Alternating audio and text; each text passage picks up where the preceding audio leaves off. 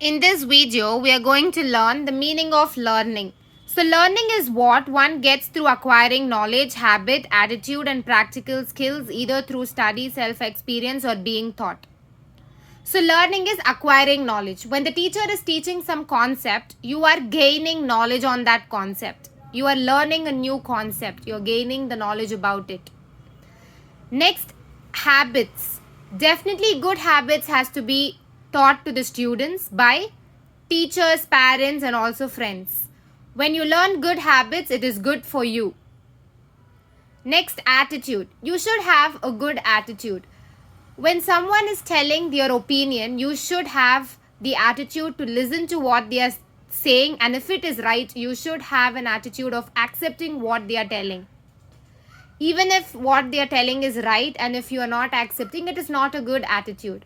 So you need to accept what they are telling to. You should see everything in a positive way. Even after seeing things in a positive way, if you feel what they are doing is not correct, then you can tell them it is not correct. But when it is correct, you should have an attitude of accepting to what they are saying. Next, practical skills. So instead of learning the experiment, reading the experiment, when you do it practically and see, you learn a lot of things from it.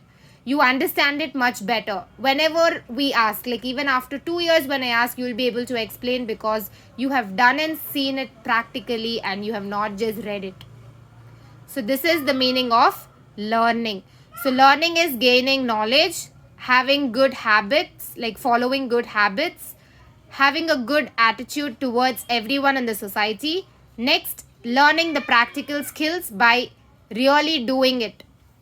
And also self experiences. Now you are into a problem. That problem will be difficult for you at the beginning.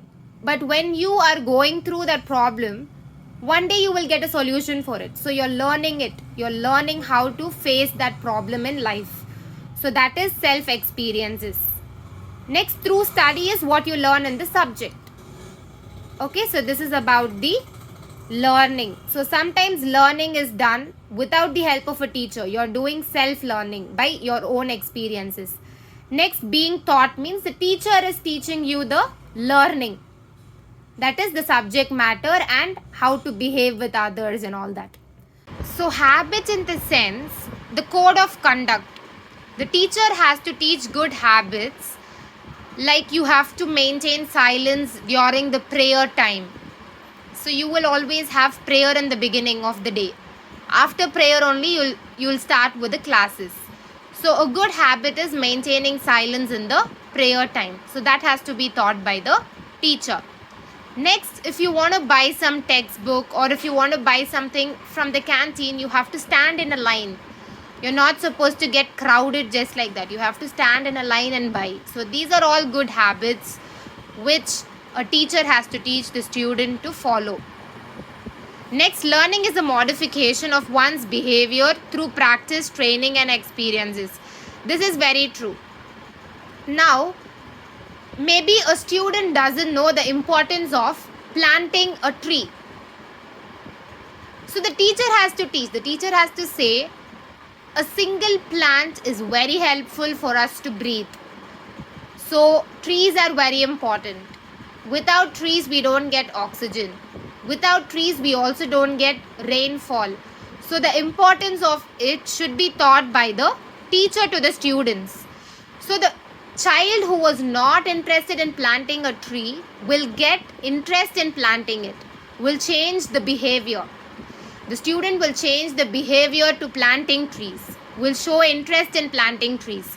So will practice, will go and practice how we have to plant a tree. They will go and practice that. Next, some training they will undertake. Training in the sense, what are the steps, how to do that. First you need to sow the seed. Next you need to put water daily. So all this will be given as training. And as you're doing, you gain experience. You will know how to plant a tree after practicing it a lot. Next, you will also tell to other students that this is very important. So you should also do it. This is a good habit, so please follow it. You will tell to many students, and those students will tell to many other students. So like this, a good message will be passed through one student to many. Next, learning is an adaptation of behavior to one's environment. So you need to adapt to the environment and move, because every person in the environment is different. You can't expect everyone present in the environment to have the same behavior and same character. Everyone will behave differently. We need to adjust to their behavior and move. We are not supposed to expect everyone to be just like how we are thinking of. We are not supposed to think everyone should be like this only. We need to accept everyone in their own way. We need to adjust to the environment and go. So this is about the meaning of learning. Next, we are going to learn the basic principles of learning. So the first principle is learning is a form of growth. So we are growing. Physically, we are growing as our age increases. But not only physically we are growing, we should also grow in terms of learning. How will we grow in terms of learning? We are learning a lot of things, right? In first standard, we learn few things. In second standard, we learn a little advance of what we have learned in first standard. In third standard, we learn a little bit advance of what we have learned in second standard. Like this, we are learning a little bit extra in each standard. This itself clearly shows that learning is a form of growth. So from basic to advanced, we are learning as our age is being increased. So learning is definitely a form of growth. The next principle is learning is adjustment to one's environment. So every student must learn to adapt to the environment. That is, you need to adjust to the environment, because in the environment everything will be different, because there are a lot of people in the environment. Everyone will have different characters. You can't expect everyone to have the same character, or the character that you are expecting everyone can't have. Everyone will be having their own way of character only. So you need to adjust to them and move on to the next. You're not supposed to stick on something. You're not supposed to say like, only if they behave like this, I can live in this earth. It is not like that. You have to adjust and you have to move on to the next. Okay. So this is about learning is adjustment to one's environment. So you need to adjust to what is happening around you. Next, learning is organizing experiences. So learning is not only gaining experience, not only getting or gathering experiences. When you're experiencing something new, you have to think of the old experiences. You need to think of the old experiences and you need to club. That is, you need to join your new experience and old experience and see what is needed for you in life. If it is not needed, if some experience is little bad and it is not needed for your life, you can remove that from your life and focus only on the experiences which is going to help you achieve further in life. The other experiences you can delete from your mind and take in the experiences which are going to help you in future alone. So this is learning is organizing experiences. Next is learning is purposeful. Definitely learning is purposeful. Whether you're learning from school or whether you're learning through your friends or parents, whether you're learning from any person in this world, you will learn only when it is useful for you. If something is not going to be useful for you, now you have a goal. In order to achieve that goal, you need to follow some steps. So the learning should be depending on those steps. What you're learning is not needed for doing those steps, then why would you even learn that? You will not show any interest in learning.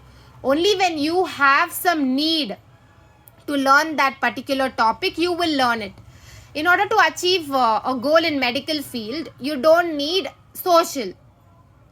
So you need not learn social at that point of time. You need to focus more on medical field only. Medical studies only you need to focus more on. So you will learn only medical field because that is useful and that is purposeful for achieving your goal. So at that time you won't concentrate on social much. Other times you will concentrate, but in order to achieve your goal, that is not needed for that time. So for that time you will not concentrate on Other subjects you will focus only on the medical field subjects. Next, learning is an intelligent act. Yes, now if an activity is given to you, if you are doing that activity many times, you don't learn. Without understanding, even if a student does the same activity 10 times, the student is not going to learn anything. Only when the student understands every single part of the activity, every single module of the activity, the student should understand, okay, so this is the activity about. So these are the components. So all this have to be done. So when I club all this, I'll get this as the solution. So this is the concept of activity. So after understanding the concept, when the student does the activity, even if the student does it once, the student will understand it nicely, will understand it for lifetime. When the student is simply doing without any understanding, even if the student does it 10 or 20 times, the student is not going to understand it. Next, learning is active participation. So you need to be active.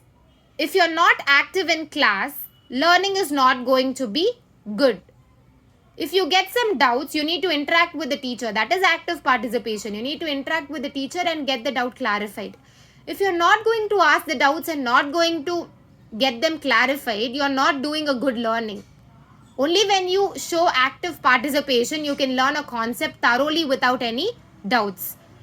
So that is about learning. And learning is also by doing. Active participation is you're learning something and you want to do it in real life and check how far it is nice, like how far it is working well. So you want to check that and do. You're taking interest, you're showing interest in doing and seeing what you have learned. So that is active participation. You're not just learning and leaving it. After learning, you're also experimenting and seeing how far it is working fine. That is known as learning in active participation. That is showing active participation. Next, learning is both individual and social. So learning depends on your own self-motivation also. You should motivate your own self. You should motivate like, yes, I can do this. So I'm going to learn this. So let me take 3 days to learn this topic. So I have to finish this topic in 3 days. So you will show interest and you will sit and learn. And learning is also social. Because every time you will not just listen to what you feel. A lot of people, family, friends, teachers, everyone will give you some suggestions. So you're learning even from society, that is from other people. So when others tell and if you feel it is right, you're learning even from them. So even others teach you, even if you don't want them to teach, they will be teaching because they are around you. They are present in the environment. So they will teach you. If you feel it is right, you will learn it from them. Otherwise, you will not learn. So learning is not only self-learning but also learning from the society. Learning from people you meet every day in life. You learn something from everyone you meet. So this is learning is both individual and social. Next is learning cannot be forced. Yes, you cannot force anyone to learn. Only if the student is interested to learn, the student can learn that topic well. When the student is not showing any interest, even if you teach the student 10 times the same concept, the student will not understand because the student is not showing any interest in learning. So only when the student shows interest on his or her own, you are supposed to teach the student. A person who is not willing to study will definitely not learn it properly, will not be able to understand also. It is not useful teaching a student who is not having any interest in learning. So learning cannot be forced. You cannot force anyone to learn. You cannot say you have to learn this concept. Only the person who is interested will come and learn on their own interest. So you're not supposed to force anyone. By forcing, the student is not going to understand the concept. Only when the student is showing interest, the student will be able to understand the concept. Next is learning takes place only when the learner interacts with his environment. That is, the environment should be so pleasant for the learners to study. A proper bench, a proper chair, a proper board, a proper textbook material. So the environment should be very pleasant and nice. There should be windows in the classroom. So when everything is pleasant around the student will show interest in learning. And also the student, that is the learner, should interact with the environment. Now if you are teaching about trees, planting trees, you can take them to the campus and you can show the trees and teach about that. Naturally you can show and teach it naturally so that the students will really like it a lot. Rather than using the blackboard alone and teaching, when you take them to campus and teach in real, they will like it more. So learners will interact with the environment, and this is the best way in which the students can learn. Next, true learning brings changes in the behavior of student. This is also correct. Now the student will have some behavior. When you give good learning, that is when you teach a lot of good things to the students, their behavior will get changed. They will change to more good. They might have been good, but when they learn even more good habits, they become more good students. So true learning brings changes in the behavior of students. Now the teacher is asking the student to help others and making the students understand why helping is necessary. So the students will follow that. So definitely the students' behavior is changing to good. So true learning is bringing changes in the behavior of students from normal to good or from bad to good. Next, learning is whole. So you're learning many things. You're learning many things from many places. You're learning something from your parents, some from your teachers, some from your friends, and some from people whom you simply talk. Even if you talk for 2 minutes, you might learn something from them. If you see someone helping the poor, you feel, oh nice, this person is helping the poor. This is really nice, even we should help. So you are learning that character from a person whom you are seeing just for 2 minutes around you. So learning is whole. You are learning many things in a day. At the end of the day, you need to integrate everything. That is, you need to join everything and see them as a whole. When you see everything together as a whole, you understand the concepts thoroughly. Now the teacher is teaching some concept. The next day, related to that concept, you are seeing something in nature. So when you are mixing, that is when you are combining the nature example with what the teacher has told, you will understand the concept thoroughly and you will understand it much better than how much you understood just by reading it in the textbook. So this is about learning is whole. The last principle is learning depends upon gaining insight. So in this, sometimes we will not be understanding the components that is present in a task. If a task is given to us, we might not understand the components. And we will also have a confusion how to relate this with the other components. You will have a lot of confusion. But when you sit and think what and all you have learned, when you relate everything together, you will understand that, okay, so this task has these many parts and these parts are interrelated in this way. So when we do them separately and combine it at final, we will be getting a proper solution. So you will understand that only when you sit and think what you have learned earlier. Maybe from your experience you would have learned, or maybe the teacher would have taught you, or your parents would have taught you. So when you sit and think of all that, you will get to know that, yes, we have studied all this earlier. So when we do them separately, when we split the task into simpler tasks and complete every smaller parts and combine them, you will get the solution for the task that is provided to us. And the teacher should also help the slow learners. The teacher should give more importance to the slow learners because they need a lot of help from the teachers in order to understand the concept. So these are the basic principles of learning. So total there are 12 principles. I hope you have understood. Thank you so much. If you like this video, please like, subscribe and share it with your friends.